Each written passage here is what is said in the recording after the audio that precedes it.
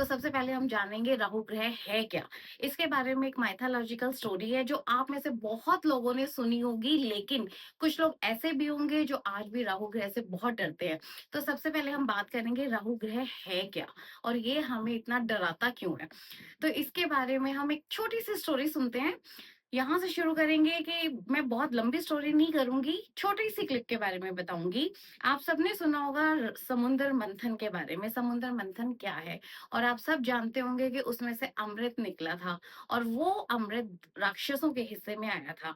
But जब ये बात राक्षसों के गुरु को पता चली, तो उनके बीच में एक स्कीम बनी और बेसिकली जब ये देवताओं को पता चला कि राक्षसों के हिस्से में वो अमृत आ गया है, तो ये तो हमारी सृष्टि के लिए बहुत घातक सिद्ध हो सकता था, क्योंकि अगर राक्षस वो अमृत पी लेंगे तो वो सब अमर हो जाएंगे और ऐसा होना नहीं चाहिए था। तो इसीलिए देवताओं ने एक स्कीम बनाई जिसके तहत राक्षसों के साथ देवता भी बैठे थे उस अमृत का पान करने के लिए। जब वो अमृत हमारे कृष्ण जी सबको पिलाने लगे थे मोहिनी रूप में, तो जो स्वर भानु राक्षस है, एक्चुअल में वो राक्षस ही राहु और केतु का रूप है। तो स्वर भानु जो राक्षस है, उसने बहुत ही चालाकी से जाके देवताओं की लाइन में अपनी एक जगह बनाई। और जब हमारे विष्णु भगवान उस स्वर भानु राक्षस को वो अमृत पिलाने लगे, तभी सूर्य और चंद्रमा, इससे आपको ये भी पता चलेगा कि सूर्य ग्रहण और चंद्र ग्रहण क्यों लगता है। तो सूर्य और चंद्रमा ने ये देखा कि स्वर भानु बहुत ही चालाकी से अमृत पान करने वाला है। उस उन दोनों ने जाकर विष्णु जी को ये सच्चाई बताई कि ये देवता नहीं है, ये एक राक्षस है। जैसे ही विष्णु जी को ये पता चला, तब तक वो स्वरभानु को अमृत पिला चुके थे।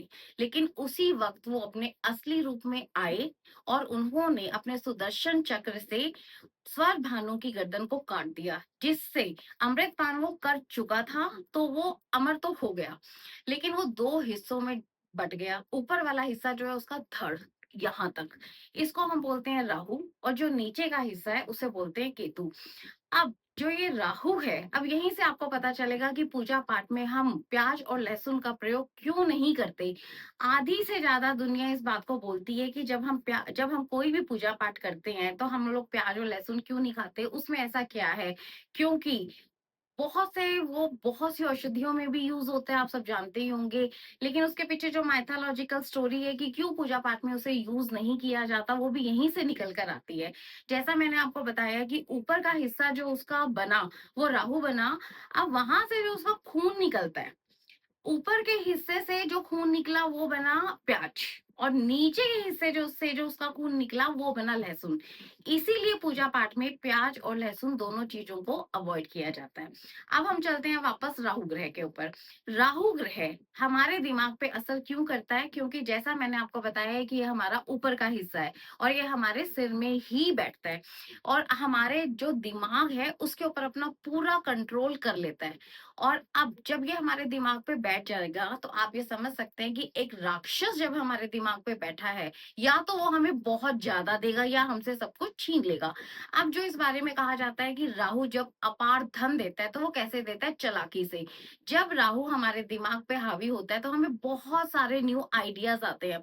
अगर कुंडली में वो अच्छी पोजीशन पे है, तो आप इस राहु का फायदा